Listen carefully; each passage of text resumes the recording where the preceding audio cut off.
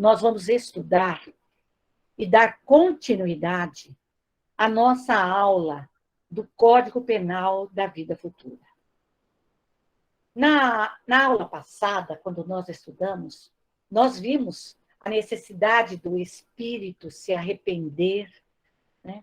Então, isso é importante para que o espírito possa melhorar e progredir.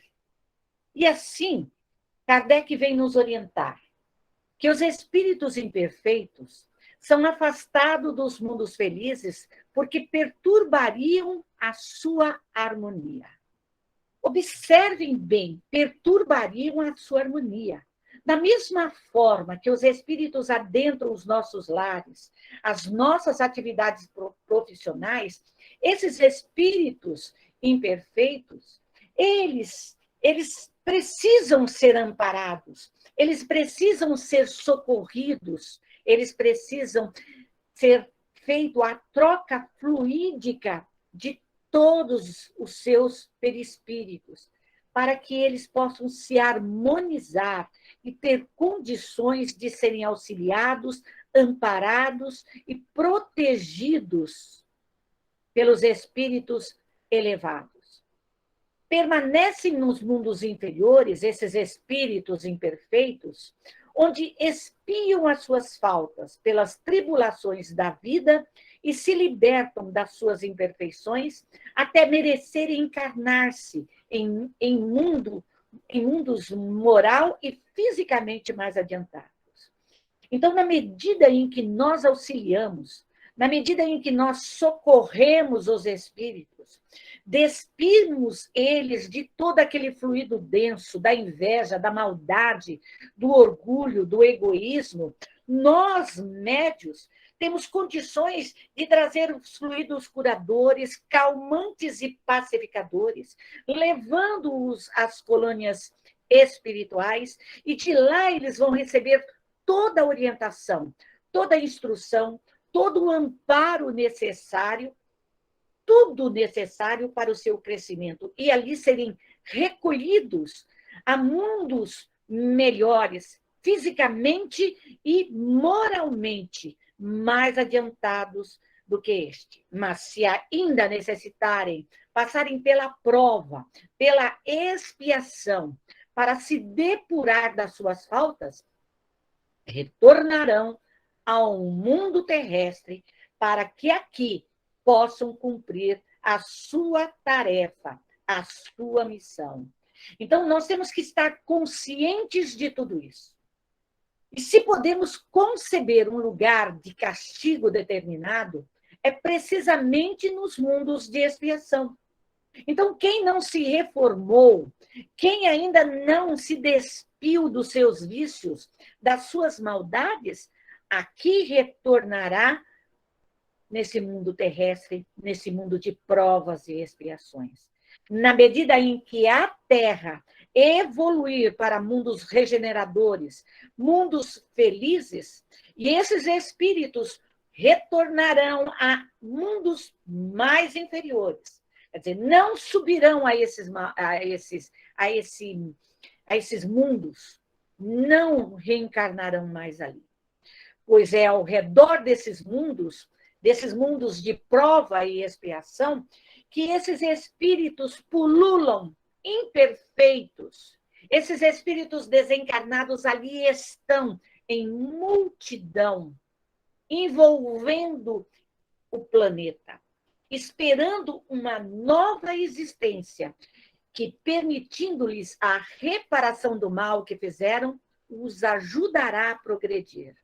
Então, quando nós socorremos, seja a nossa criança, seja o nosso jovem, seja o velho, o adulto, seja o nosso parente, o nosso inimigo, seja ele quem for, encarnado ou desencarnado, nós estamos possibilitando que esses espíritos possam melhorar, reparar o mal, quer dizer, progredir na sua escala evolutiva.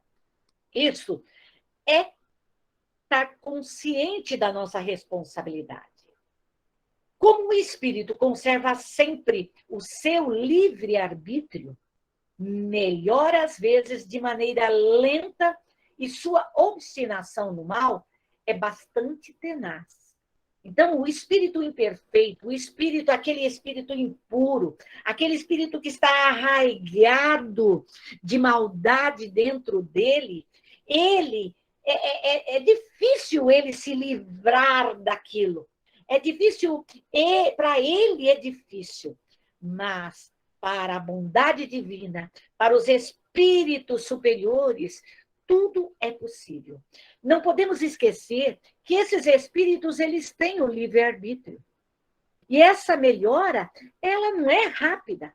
Por isso que nós socorremos os nossos obsessores, os nossos adversários, 1, 2, 3, 10, 20 vezes, até mais, se for necessário, para que ele possa melhorar, para que ele possa sair daquela obstinação no mal, para que ele possa crescer.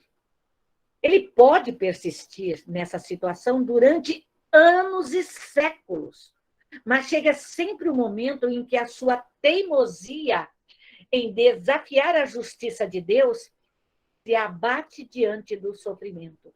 Então, a infinita misericórdia de Deus tem uma paciência imensa e possibilita que o espírito acorde, que o espírito se arrependa.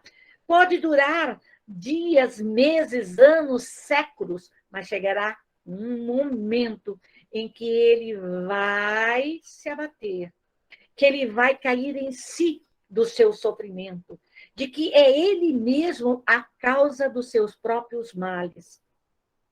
E isto vai nos colocar de uma forma assim imensa de auxiliá-lo,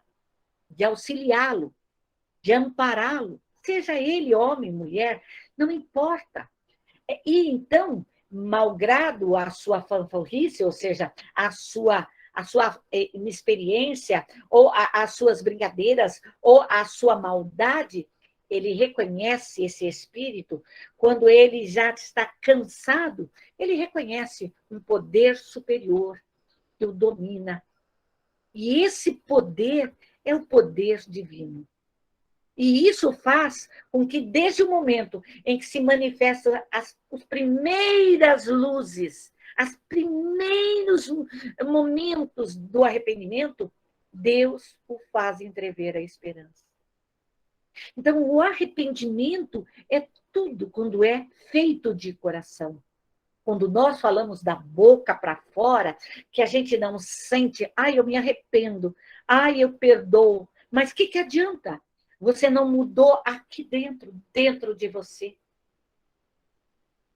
E para nós, médios, para nós que temos essa visão, Deus nos dá essa oportunidade de arrepender-se, de crescer, de evoluir, de subir esse degrau da evolução.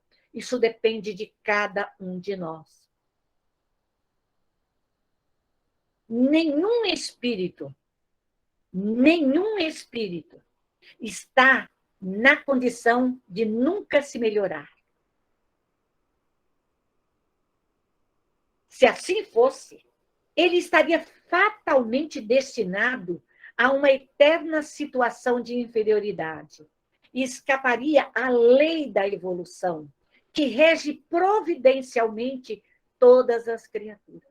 Então, todos nós estamos dentro dessa lei de evolução. Todos nós estamos dentro dessa condição de melhorar. Nós sabemos que nós passamos pelo estágio de toda a escala espírita. Saímos do reino mineral, passamos ao vegetal, ao animal. Hoje estamos na fase humana, dentro dessa escala evolutiva, saindo dos espíritos imperfeitos, dos espíritos impuros, dos espíritos brincalhões, dos espíritos neutros, dos pseudo-sábios. Nós estamos nos despindo dos nossos vícios, das nossas imperfeições. e chegaremos a bons espíritos. Vamos adquirir a sabedoria, a prudência, a bondade, a superioridade e chegaremos a anjos. Então, essa escala, nós todos, nós não vamos parar e desistir, Deus não vai desistir, e nós também não vamos desistir, porque uma hora baterá em nós o arrependimento das nossas faltas, e nós vamos clamar a misericórdia divina que nos dê oportunidade, que nos dê a luz e venha nos auxiliar. Seja quais forem a inferioridade e a perversidade dos espíritos, Deus jamais os abandona. Todos têm o seu anjo guardião. Então, o seu anjo guardião, todos nós temos. O pior dos piores espíritos que existem na face da Terra, eles têm um anjo guardião. Eles têm esse amigo que está ali tentando auxiliar, tentando lutar para colocar o seu protegido num caminho melhor, estimulando, intuindo, trazendo as orientações necessárias. Nós, seres ainda impuros, imperfeitos, fechamos os nossos ouvidos e não queremos ouvir as orientações e instruções. Ele que vela, sabe, esse anjo que vela por eles, que vela pelos espíritos, vigia as expansões da sua alma e se esforça para despertar-lhes bons pensamentos, desejos de progredir e de reparar numa nova existência o mal que tenham feito. Mesmo nós, médios encarnados, que ainda não temos a consciência, que estamos ainda caminhando com passos trêmulos, somos indecisos ainda na nossa jornada, que sentimos que ainda estamos desamparados, Deus não nos desampara. Saímos da espiritualidade com espíritos amigos e o nosso anjo da guarda, o nosso guardião ao nosso lado, nos protegendo, nos orientando, despertando os nossos pensamentos, fazendo com que a gente progrida nessa encarnação.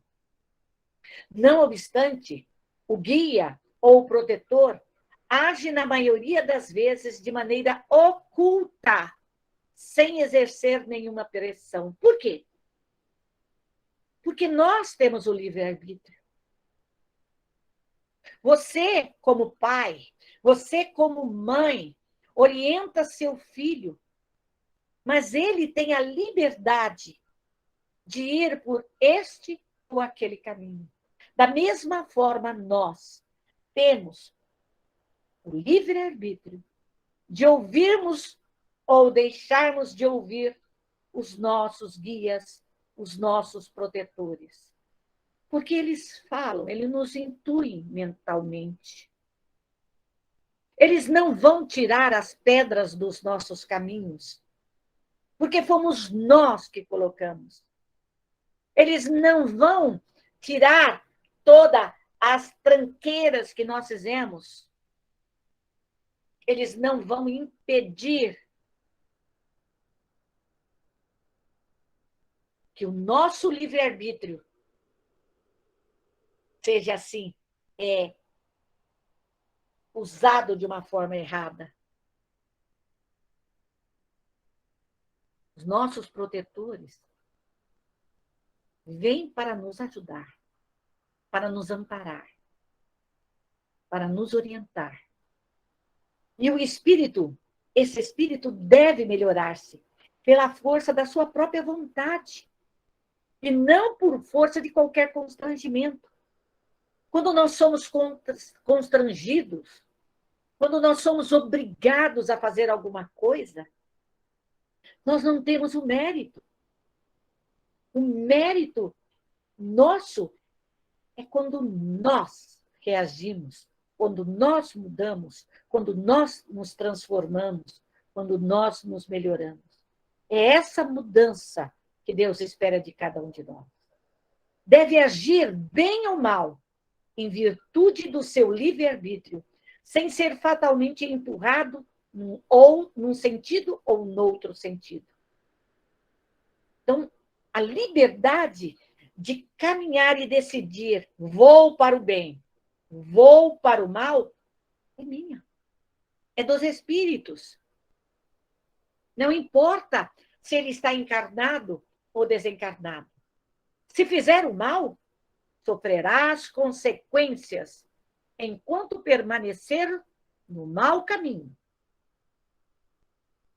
Então, hoje estamos sofrendo porque cometemos e caminhamos no caminho errado. Hoje estamos passando pelas provas e expiações porque erramos. Porque plantamos a desgraça, a desarmonia, o desequilíbrio. Plantamos guerras, destruições. Desde que dê um passo em direção ao bem, sentirá imediatamente os seus resultados. Então, na medida em que eu, encarnada, ou o espírito desencarnado, ele der um passo, ele se arrepender, uma partícula de arrependimento, abre-se uma luz para ele. E ele sentirá que ali é o caminho que ele deve seguir, que ele deve andar. Isso Deus nos oferta. E dentro do céu e inferno, ele vem colocar uma observação.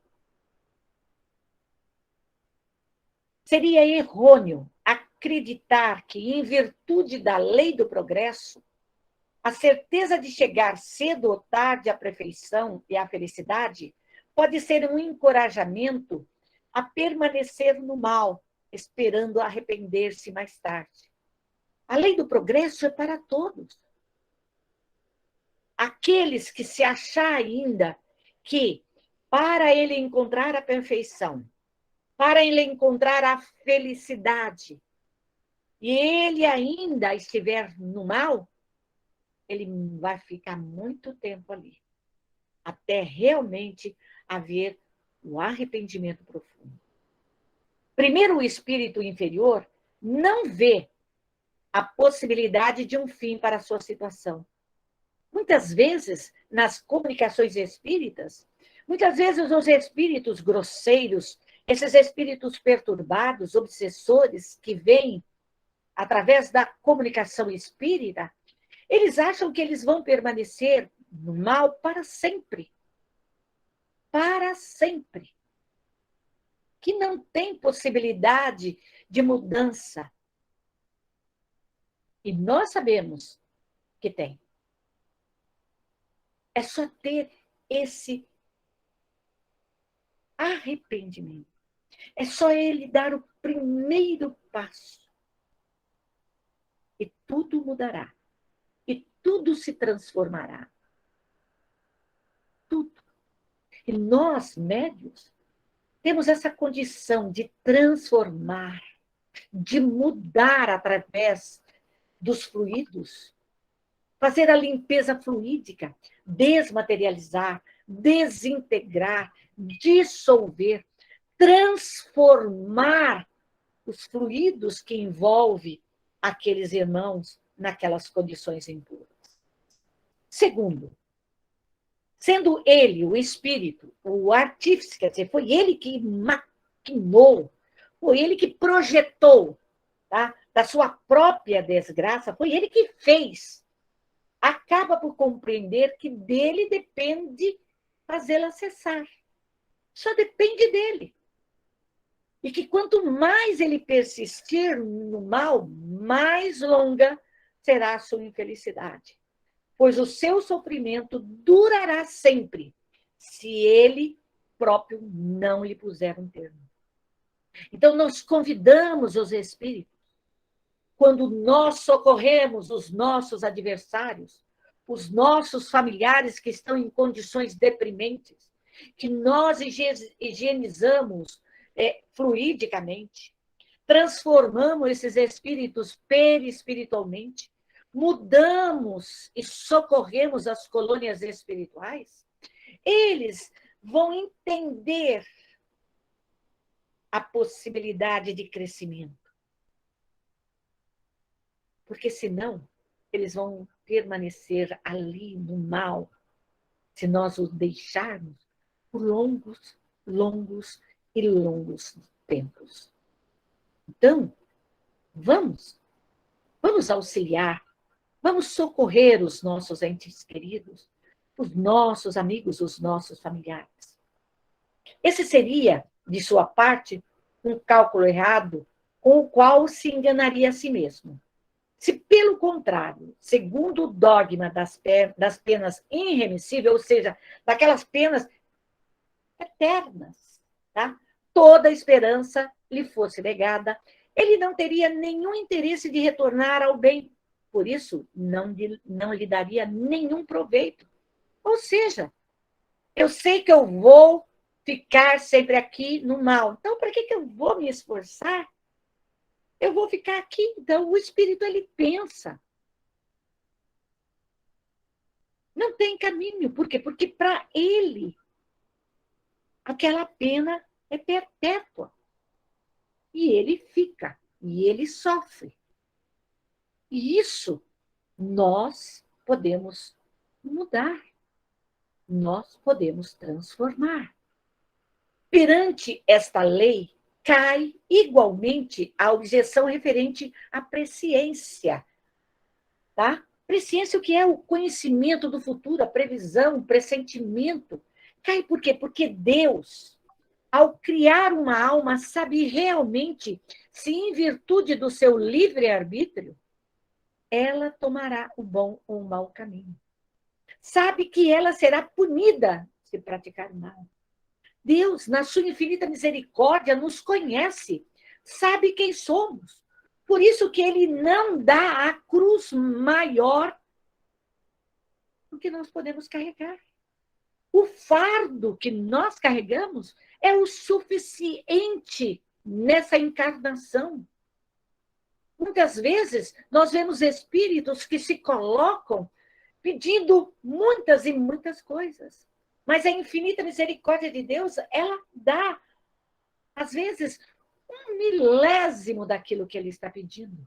Porque Deus conhece o filho que tem. E sabe que se ele não se esforçar, esse filho, ele vai cair. E quantas vezes nós, através das provas e expiações, passa pela nossa mente, né? Desistir de tudo, largar os nossos compromissos, falir no nosso projeto reencarnatório. Essa é a nossa responsabilidade. Mas sabe também que esse castigo temporário é um meio de levar a compreender o seu erro. Então, Deus permite para que a gente possa compreender. Né? Compreender o nosso erro, avaliar o nosso erro. Nós retornamos à espiritualidade e avaliamos se cumprimos ou não. Se subimos um degrau ou descemos. Se falimos ou não. Então, nós tomamos consciência. Erramos. De a fazer entrar no bom caminho, o qual cedo ou tarde chegará. Ou seja, ele permite a reencarnação de novo. Nós reencarnamos para corrigir as nossas faltas, os nossos erros, com a nossa família, com o nosso companheiro ou com a companheira, ou com filhos, com os nossos familiares. A misericórdia de Deus é muito grande para com todos nós. Segundo a doutrina das penas eternas, Deus sabe que a alma falirá. E assim, ela já está previamente condenada às torturas sem fim. Mas que Deus misericordioso é esse? que Deus bondoso e justo daria ao seu filho uma condenação eterna? Se ele o criou, se ele sabe que esse filho está ali num grande teste, e somente ele, através do seu livre-arbítrio, poderá ou não sair daquela situação. Cada um só é responsável pelas suas próprias faltas. Eu sou responsável pelas minhas faltas, pelos meus erros, pelas atitudes más que eu tomei no passado. Eu pedi as provas. Eu pedi a expiação necessária ao crescimento do meu espírito. Eu não estou sofrendo pelo meu pai, pela minha mãe, pelos meus irmãos, pela minha família. Eu estou sofrendo pelos meus próprios atos. E eu tenho livre-arbítrio de caminhar tanto para o bem quanto para o mal. E fazer o certo ou o errado. Porque Deus me dá essa grande oportunidade. Ninguém sofre penalidades pelas faltas alheias, a menos que para isso tenha dado algum motivo, seja provocando-as pelo seu exemplo, seja deixando de impedi-las quando podia fazê-lo. Então, aquilo que eu impedi alguém, que eu, médio, tolhi alguém, provoquei uma certa atitude desta ou daquela pessoa em vidas passadas, ou nessa encarnação, eu sou responsável. Então, eu vou ter que assumir os meus erros. Eu vou ter que assumir as minhas atitudes. Eu vou ter que retornar e refazer, seja nesta encarnação ou encarnações futuras. A possibilidade é dada a todos nós. É assim, por exemplo, que o suicida é sempre punido. Então, todo suicida que tira a sua própria vida, seja de que forma for, ele é punido. Ele sofre as consequências do seu ato, da sua ação. Mas aquele que, por sua dureza de coração, leva ao desespero e daí ao suicídio, sofre uma pena ainda maior. Então, se eu provoco e levo alguém pela desonra, pela falência, ou levei no passado, e essa pessoa se suicidou, ou matou-se ele e a família, eu sou responsável. Então, o médium não está isento das suas faltas. Nenhum dos filhos do Criador está isento de suas faltas. Somos responsáveis. Por isso aqui estamos encarnados. Por isso que socorremos os nossos irmãos desencarnados. Isso é muito importante, a gente se conscientizar. E temos a possibilidade, através dessa bacia da consolação, da regeneração, da redenção, de socorrer, de aliviar esses espíritos, de transformá-los espiritualmente, mudá-los e socorrê-los e encaminhá-los às colônias espirituais. Os nossos familiares, os suicidas, os adversários, os perseguidores, os obsessores, os fascinadores, os subjugadores e todos os espíritos que estão à nossa volta. Façamos a nossa parte. Façamos a nossa parte. É muito importante.